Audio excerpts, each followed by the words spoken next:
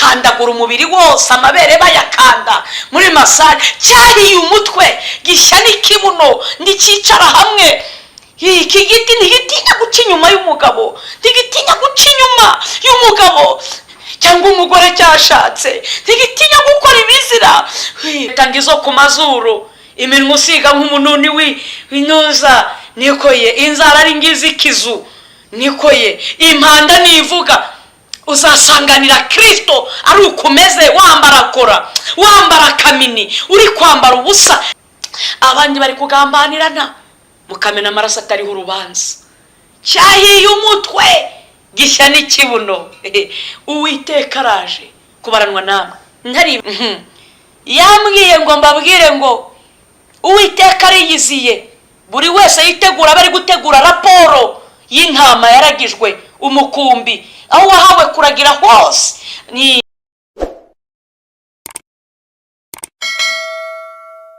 ijambo ry'Uwiteka rinzaho riti, mwana w'umuntu, igiti cy'umuzabibu ndetse n'amashami yacyo birushika ibindi biti byo mu kibira.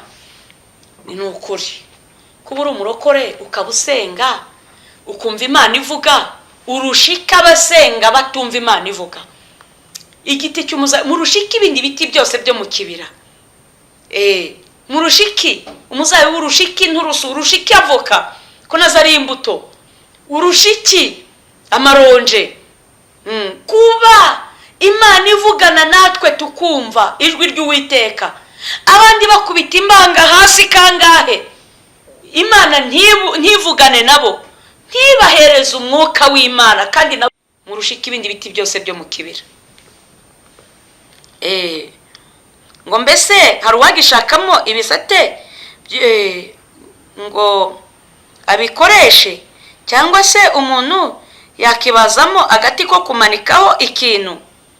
Bene data, nshuti z'umusaraba, kubwira ijambo banza wibaze mu rukore mu Kristo. Njyana ngo mbese hari uwagishakamo, hari uwakibazamo agati ko kumanikaho ibintu, hari uwakibazamo akabaho hafi aho ngaho.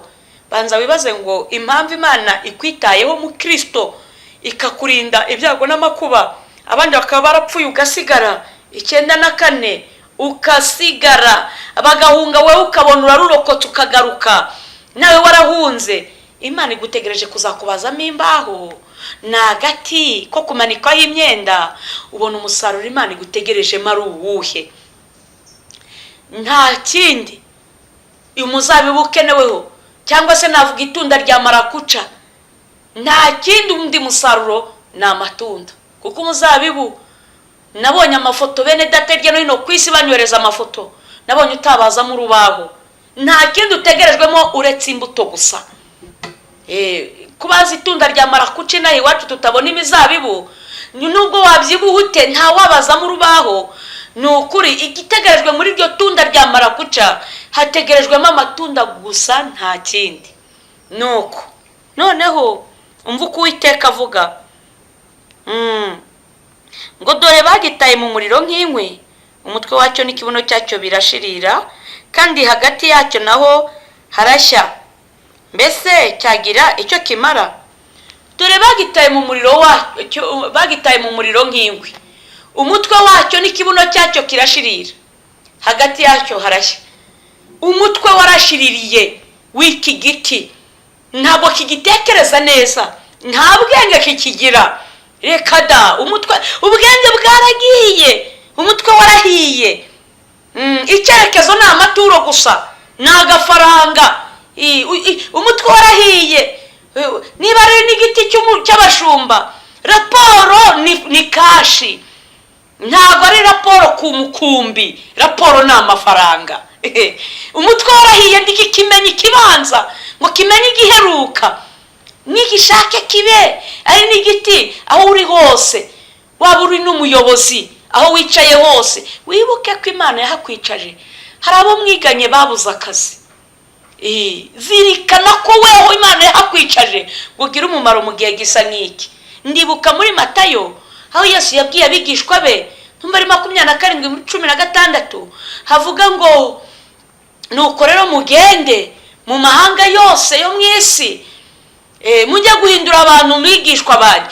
Aho Imana yakujyanye, yakujyana no muri za ministeri, yakujyana mu kazi runaka, yakujyanye ngo ugende ujye kwamamaza ubutumwa bwiza. Mu bucuruzi yakujyanye mu bucuruzi, ntabwo yakujyanye mu rwego rwo gushaka amafaranga, kuko uzatanga raporo yuko witwaye mu bucuruzi. Uzahatangira raporo. Tujya tuvuga abacuruzi bakumva ari abafite iminzani gusa. Yewe yaba ucuruza imyenda, dore Imana yakujyanyeyo uri umukozi wayo, kugira ngo we gucuruza byonyine gushaka, ahubwo uhindurira abantu kuba bigishwa ba Kristo. Ariko ikibazo cyahiye umutwe, ibitekerezo n'amafaranga. Ariko se koko ni gute waba uzi kurinda igihugu ariko kurinda urugo rwawe bikakunanira? Umugore wawe akarara mu cye cyumba, nawe ukarara mu cyawe. Urumva iki giti kitarahiye umutwe? Cyahiye umutwe. Aho Imana iguhereza ubutunzi, ukanga kubyara no guheka, ngo abantu utazabura icyo ubaha, ukorora amapusi n'imbwa. Urumva ufite ubwenge buzima? Ipusi zikakunywera amata, imbwa zikarya inyama, abana bagukomotsaho umugore yasama inda ati tuyikuzemo, ariko imbwa ukayorora. Cyahiye umutwe. Gishya n'ikibuno. Kibuno ntabwo cyicara hamwe.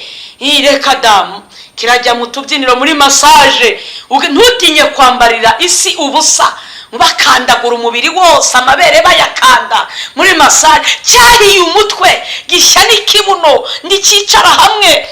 Iki giti ntigitinya guca inyuma y'umugabo, ntigitinya guca inyuma y'umugabo cyangwa umugore cyashatse, ntigitinya gukora ibizira, ugasanga kiratingana. Iki giti cyahiye umutwe, nta bwenge buzima. Niyo mpamvu usanga bimwe biri gusambana n'amatungo. Cyahiye umutwe. Gishya niki hagati kirashya, inda zarahiye. Ye baba we, abakobwa barakura ibyinyo. Inda biri gutuma inda zirashirira z'abahanuzi. Inda z'abahanuzi ziri gutuma bahanura ibitangaza n'imigisha hejuru y'inda, kugira ngo bakunde barye. Cyahiye umutwe. Gishya n'ikibuno, hagati kirashirira. Inda zabaye inda, hagati harashirira. Aho usanga umusore w'imyaka 20 ari kwihambaho umukecuru w'imyaka 60 ngo bashaka nejo kugira ngo abone imibereho. Inda zarahiye kandi abakristo ngo bagiye gusezerana. Ye baba we, cyahiye umutwe. Ugasanga umukecuru n'umwuzukuru bashakanye, kubera inda hagati harashiririye, nta buzima kigifite. Ijambo ryambwiye ngo kikiriho ntacyo cyamaze. Ukiri mu iduka ntacyo wamaze. Ukiri muri biro nyobozi y'itorero ntacyo iki giti cyamaze. Iki giti gihawe mikoro ntacyo cyamaze. Abagore bambara ubusa, uri umushumba, uri bishop, ukavuga uti ntacyo bitwaye, ni amahoro, ni amahoro. Iki giti kikiriho ntacyo cyamaze. Reka da, ingo zirasenyuka, munakadevorce uko ari we wanabasezeranije, yakuzanira undi ukemera kubasezeranya. Waravuze ngo bazatandukanywa n'urupfu cyangwa Kristo agarutse, kandi ntiwigeze ubona ko Yesu yagarutse. Nta n'urupfu wabonye kubera imbaraga z'amafaranga. Cyahiye umutwe kubera amafaranga. Gishya n'ikibuno kikiriho ntacyo cyamaze. Ye baba we, inda zabaye, inda zirashirira. Abantu barabasha kumena ibyo kurya, abandi inzara zabishe, imfubyi zitagira kirengera, imitwe yarahiye, amaso arashirira, nawe ukibasha kubona umutinde nyakujya. Reka da, buri wese arakurura yishyira. Reka da, amazu muri kubaka hirya no hino, ugasanga umuntu afite amazu n'akazu. Reka da, imitungo ari ikusanyirizaho, ariko ntawe yabasha guhereza n'ikiro cy'umuceri. Yewe cyahiye umutwe. Gishya n'ikibuno, hagati yacyo kirashya. Yavuga ngo mbese niba ntacyo cyamaze, ubu hari icyo cyamara? Niba cyarahiye umutwe, ikibuno, amabuno agashya, abagore birirwa bazunguza amabuno, ubwenge bwawe ukaburi mu mabuno. Noneho tugeze naho guhaha ibintu byo kwambara ngo amabuno agaragara amataye. Abandi bari kwiteza ishinge, barashaka ubwenge bwagiye mu mabuno. Abagabo ntahandi amaso baragenda bakanuriye amabuno y'abagore. Reka data, wagira ngo ni rusake inuko ibonye inkoko kaza, ukabona umuntu w'umugabo ari kugenda akenguza hejuru y'amabuno, agenda atitira nk'imbata zigiye kunywa amazi. Mabuno yarahiye, n'abandi amaso arashya arashirira. Ndikibasha gutekereza iby'umumaro. mbese ubu hari icyo cyamara mu gihe kigwiriwe n'akaga, hari icyo kiri bumare? Nuko kubwira ijambo ahangaha nanone ndacyabwirwa ngo mbwira abantu b'Imana bari kunyumva, iki giti cyahiye umutwe. Abenshi barambwira ngo ubutumwa bwawe buradufasha. Yo, none se niba bugufasha umutwe ko wahiye ukabushyiraho direde nk'iz'abarastameni uri umukristo, impanda nivuga uzasanganira Kristo uriho direde, amatwi waratobaguye wujuje amaherena, impeta ngizo ku mazuru, iminwa usiga nk'umununi w'inuza, nikoye inzara ari ngizikizu, nikoye impanda nivuga uzasanganira Kristo ari ukumeze, wambara kora, wambara kamini, uri kwambara ubusa, cyahiye umutwe, gishya n'ikibuno. Nuko ahangaha kavuga ngo uzi igihe umaze ariko ntuzi iminsi usigaje ku isi. Bikubereye byiza niba hari n'uturoriro rusikaranye twaba twukuramira ubugingo bwawe ugahitamo ubwami bw'Imana. Ngabwira abakristo ngo nanone ndongera kubaburira ngo mwikuremo ikintu cyo gusabiriza amasengesho, mwige kwisengera, mwige gukizwaho abantu batababona. Si ngombwa ngo wibombarika uko abantu bari kukureba, ahubwo naho batakureba wige gukizwa.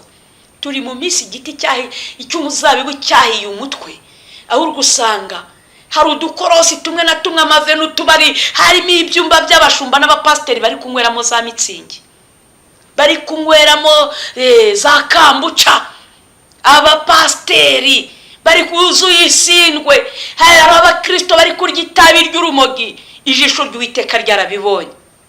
Abandi bari kugambanirana mukamena amaraso atariho urubanza. Cyahiye umutwe, gishya n'ikibuno.